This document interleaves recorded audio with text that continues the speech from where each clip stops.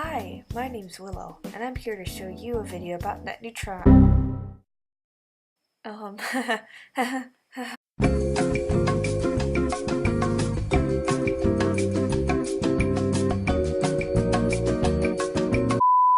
Just kidding, we have a presentation for you. but this is just one of the many ways net neutrality can harm us. Net neutrality is the principle that internet service providers should enable access to all content and applications regardless of the source and without favoring or blocking particular products or websites. Whoa, that's a lot of words. Don't worry, we'll simplify it. Net neutrality allows anyone on the internet to say anything they want regardless of any circumstances. This initially prevents internet service providers such as AT&T or Verizon from making certain content slower or making you pay extra for things you should already have access to. Net neutrality has been threatened and recently repealed. Well, what does this mean for me? All of you oblivious people might be asking. Well, this means that applications such as YouTube or Instagram can cost a heck of a lot more money to access fully. You want to post a picture of your dog? $10 to a post. How about look for memes? Another $15. What about playing Smash Bros. Multiplayer? $5 to access gaming. Essentially, net neutrality's repeal sucks for everyone except for big corporations. The repeal of net neutrality essentially prevents growth of small companies, making profits especially difficult for them in particular.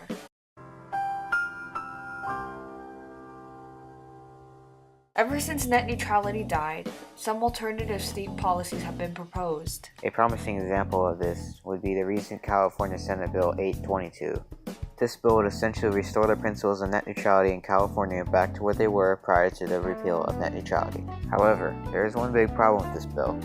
This bill, if passed, would only protect the people in California. This would mean that the other 49 states would be unprotected by this bill, and that people in the other 49 states would be subject to the internet service provider's wrath. Many other states are starting to consider copying the concept of the California Senate bill.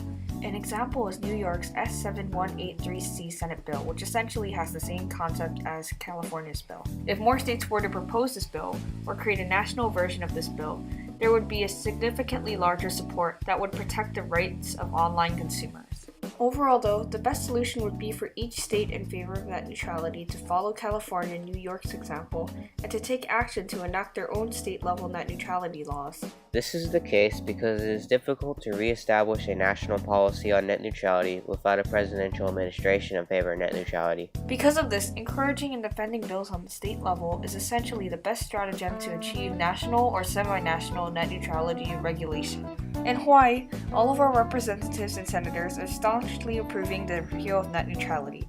This compelled Governor Ige to sign Executive Order 18-02, which protects the rights of consumers with net neutrality, particularly in Hawaii. Ige's Executive Order 18-02 prohibits ISPs from doing their business in Hawaii unless to abide by the principles of net neutrality.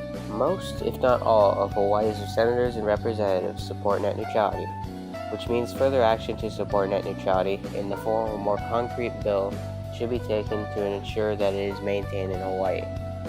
In order for the repeal of net neutrality to be taken as a compelling issue, citizens must first be aware of the importance of net neutrality. According to our survey, 28.8% of those questioned had little to no idea of what neutrality was and how it affected us. An additional 38.9% had a mediocre understanding of what net neutrality was. This insufficient information is not enough to understand why or how the repeal of net neutrality would affect the US. In total, over 50% of people who took our survey had an insufficient understanding of net neutrality. This isn't acceptable, since we believe that in order to solve the issue, the general population must understand the issue.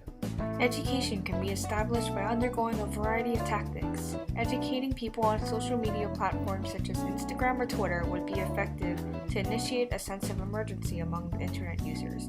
90% of American citizens use social media, and 100% of that 90% would be impacted. Another stratagem that could be implicated to educate people would be this video itself. Shortly after this video is presented, this video will be posted online. Those who view it will be educated on the importance of net neutrality. With this understanding, we provided all of our viewers with a link where everyone can advocate the prevention of the repeal of net neutrality in Hawaii. We hope that people will value the information gained from this video.